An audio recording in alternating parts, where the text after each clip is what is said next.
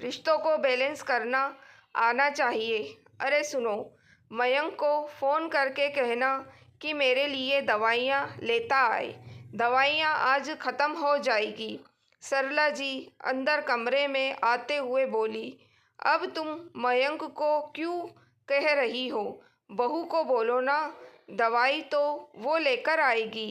कितनी बार कहा है कि मुझे बोलने से अच्छा है सीधा बहू को बोल दिया करो, पर पता नहीं क्यों क्या टेक लेकर बैठी रहती हो मन में। गगन जी ने भी जवाब दिया, बहू को क्यों बोलूं? मेरा बेटा है, मैं तो उससे बोलूंगी। सरला जी तुनकते हुए बोली, तुम जानो और तुम्हारी लीला जाने। अच्छे से पता है कि सेवा बहू करती है, तो बहू से बात क्यों नहीं करती हो? जब देखो बेटे को फ़ोन करती हो और फिर वो एक ही तो बात सुना देता है। गगन जी चिढ़ते हुए बोले, अरे उसके पास वक्त नहीं होता, जब देखो उसके लिए कुछ ना कुछ कहते रहते हो। पैसे तो वही कमा कर लाता है ना? सरला जी ने बेटे के पक्ष में बोली। हाँ, माना कि कमाकर वो लाता है, लेकिन सेवा बहू ही करती है। तुम्हारे बेटे को तो ये तक नहीं पता कि तुम दवाइयाँ कौन कौन सी लेती हो, और फिर कह रही हो उसको फ़ोन करके बोल दो। अरे तुम उसको फ़ोन करती हो और फिर वो बहू से आकर लड़ता है कि वो घर के रहकर क्या करती है, जबकि बहू को पता तुम कुछ बोलती नहीं। तुम दोनों पति पत्नी में झगड़ा करवा देती हो। तुमसे एक बात कहो ना तो तुम 10 बातें सुनाते हो। तुमसे तो बोलना ही बेकार है। मैं खुद ही कर दूंगी अपने बेटे को फ़ोन, कहती हुई सरला जी जिस रफ्तार से कमरे में आई थी उसी रफ्तार से बाहर निकल गईं और जाकर अपने बेटे मयंक को फ़ोन लगा दिया। मयंक के फ़ोन उठाते ही उन्होंने बोलना शुरू कर दिया, बेटा आज आते समय मेरी दवाइयाँ लेते आना। सिर्फ एक दिन की ही दवा बची है। मम्मी मैं ऑफिस में बिज़ी हूँ। आप मुझे फ़ोन करके कह रही हो। स्नेहा तो वही है, उससे कह दीजिए। अब उससे क्या बोलूँ, वो तो कहीं बाहर भी है। तू तू तू आते समय मेरी दवाइयाँ लेते आना। तुझे पता है ना, मैं एक दिन भी दवाई नहीं लेती तो मुझसे समस्या हो जाती है। ठीक है मम्मी, मैं देखता हूँ, कहकर मयंक ने फ़ोन रख दिया और सीधे फ़ोन लगाया अपनी पत्नी स्नेहा को। उठाते ही मयंक ने बोलना शुरू किया, यार कहाँ हो तुम? मम्मी की दवाइयाँ ख़त्म हो रही है, तुम उन्हें दवाइयाँ तो लाकर दे सकती हो। वह मुझे यहाँ ऑफिस में फ़ोन करके परेशान कर रही है। मयंक मैं बाज़ार ही तो आई हूँ, अब जाहिर सी बात है दवाइयाँ भी लेकर ही जाऊँगी। ऊपर से मुझे उनकी रिपोर्ट भी कलेक्ट करनी है। मुझे क्या पता वो तुम्हें क्यों फ़ोन कर रही है। कहकर तो आई थी कि बाज़ार जा रही हूँ। यार तुम लोगों का मुझे समझ में नहीं आता। मम्मी तुमसे कहती नहीं है या तुम काम करती नहीं हो, कुछ समझ ही नहीं आ रहा मुझे तो। उन्हें हर बात क्लियर बात कर कर निकला करो ना, कहकर मयंक में फ़ोन रख दिया। सुनकर स्नेहा का भी मूड खराब हो गया। आखिर सरला जी ऐसा करती ही क्यों है, उसे समझ में नहीं आता। कोई भी बात होती है उससे वो कभी नहीं कहती थी, सीधा मयंक को ही बोलती थी। कई बार तो मयंक सुनकर चुप हो जाता, लेकिन कई बार जब मूड खराब होता तो वो स्नेहा से लड़ पड़ता। अभी कल शाम की ही बात है, स्नेहा ने खाना बनाकर गगन जी और सरला जी को खाना खिलाने बैठा दिया। कल शायद सब्ज़ी थोड़ी तीखी हो गई, इसलिए स्नेहा ने दाल अलग से बनाई। गगन जी ने तो खाना चुपचाप खा लिया, लेकिन सरला जी उस समय कुछ नहीं बोली। लेकिन जैसे ही मयंक खाना खाने बैठा, सरला जी भी उसके पास बैठ गई और उससे बोली, आज सब्ज़ी में मिर्ची थोड़ी तेज़ हो गई है, मुझे तो बिल्कुल अच्छी नहीं लगी।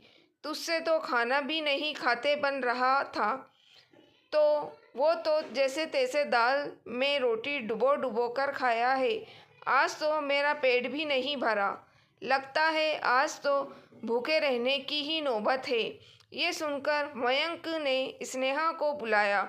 स्नेहा, तुम्हें पता है ना कि मसालेदार सब्जी मम्मी पापा से खाते नहीं बनती, फिर सब्जी इतनी तीखी कैसे कर दी? मयंक, वो गलती से सब्जी में मिर्ची 2 बार गिर गई, इसलिए मैंने दाल बनाई है ताकि मम्मी जी पापा जी भी पेट भर के खाना खा ले। थोड़ा तो ध्यान देना चाहिए। अब तुम ही खाओ तुम्हारी यह सब्जी। मम्मी का तो पेट भी नहीं भरा, खुद का पेट भरने से मतलब होता है। घर में बाकी लोग चाहे भूखे रह जाएं। मयंक, मैं मान तो रही हूँ ना कि मुझसे गलती हो गई, इसलिए ही तो मैंने दाल बनाई थी। तो कोई एहसान किया था मुझ पर? तुम मम्मी पापा का बिल्कुल भी ध्यान नहीं रख सकती हो। कहते हुए मयंक खाना खाते खाते उठ गया और इस तरह छोटी सी बात का तिल का ताड़ हो गया। उस दिन भी गगन जी ने मयंक को बहुत समझाया था। मयंक समझता तो सही, फिर थोड़े दिन में भूल जाता। खैर, शाम को मयंक घर आया तो सरला जी उसके लिए पानी का गिलास लेकर आई। अरे मम्मी, आप पानी का गिलास लेकर आई हो? स्नेहा कहाँ है? वो तो अभी तक घर नहीं आई, पता नहीं कौन से बाजार गई है। सरला जी उसके पास बैठते हुए बोली। गगन जी ने कहा, अरे अभी आ जाएगी। कई बार रिपोर्ट तैयार नहीं होती है तो उसमें टाइम लग जाता है। जब मेरी उससे बात हुई थी तो वो रिपोर्ट लेने गई हुई थी। राम ही जाने कौन सी रिपोर्ट लेने गई है। भला इतना टाइम लगता है क्या? पर फिर भी अब तक तो उसे आ जाना चाहिए था। आपने दोबारा फ़ोन लगाया उसे? मयंक ने पूछा। नहीं, पर आ रही होगी अपनी सहेलियों के साथ झूलते झूलते। आते समय अपनी सहेलियों के साथ लग गई होगी बातें करने। देख ले बेटा, मैं कहाँ झूठ बोल रही हूँ। दवाइयाँ अभी तक नहीं आई, मेरी सरला जी ने कहा। मयंक फ़ोन लगाने लगा कि इतने में स्नेहा आ गई। उसे देखते ही मयंक ने डांटना शुरू कर दिया। कहाँ थी तुम अब तक? सहेलियों के लिए टाइम है, लेकिन घर के लिए नहीं। मम्मी की दवाइयाँ अभी तक नहीं आई। मयंक, पहले सुन तो लो। मम्मी की रिपोर्ट कलेक्ट करने में ही टाइम लग गया। सभी रिपोर्ट्स तैयार ही नहीं थी। और कौन सी सहेलियों के साथ थी मैं? बताओ मुझे। अब की बार स्नेहा ने अपनी आवाज़ थोड़ी ऊंची करते हुए कहा। आवाज़ नीची करके बात करो। एक तो खुद बाहर घूम रही हो, घर की कोई जिम्मेदारी नहीं है और ऊपर से मुझे सुना रही हो। मयंक, मैं अपनी जिम्मेदारी समझ कर ही गई थी। अब टाइम लग गया तो उसमें मैं भी क्या कर सकती हूँ? स्नेहा, अपनी ज़बान बंद करो। मयंक गुस्से में आता हुआ बोला। बस करो मयंक, उसने घर में कदम भी नहीं रखा और तुमने चिल्लाना शुरू कर दिया। उस पर चिल्लाने से अच्छा था कि तुम्हारी मम्मी की रिपोर्ट और दवाइयाँ तुम खुद लेकर आते। हर चीज़ में वक्त लगता है। गगन जी ने कहा तो स्नेहा रिपोर्ट्स और दवाइयाँ वहीं रखकर अपने कमरे में चली गई। गगन जी ने सरला जी की तरफ घूर कर देखा, जैसे कह रहे हो कि पड़ गई मन को ठंडक। उन्हें घूरता देखकर सरला जी भी वहाँ से उठकर अपने कमरे में चली गई।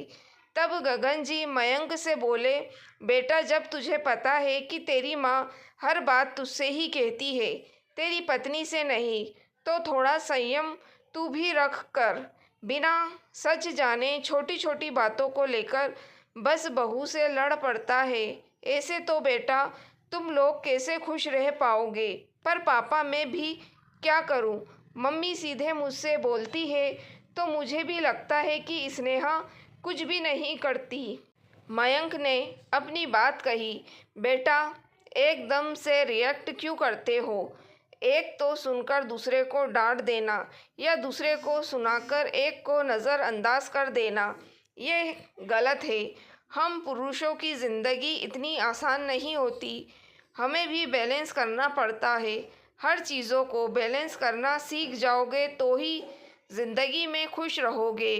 और घर में शांति रहेगी। मम्मी ने कहा और तुमने रिएक्ट कर दिया। ये तो गलत है। अपना खुद का दिमाग इस्तेमाल किया करो। सॉरी पापा, आगे से ध्यान रखूँगा, कहकर मयंक अपने कमरे में चला गया और स्नेहा से माफ़ी मांगी। अब सरला जी कोई भी बात कहती तो मयंक पहले रिएक्ट करने की जगह पहले बातों को समझता, उसके बाद ही बोलता था और इस कारण अब उसमें और स्नेहा में झगड़े कम हो चुके थे। दोस्तों, अगर आपको कहानी पसंद आई है तो प्लीज़ आप मेरे चैनल वॉइस ऑफ नीलोफर को सब्सक्राइब ज़रूर कीजिएगा और मेरी वीडियो को लाइक और शेयर भी ज़रूर कीजिएगा। Thank you for watching.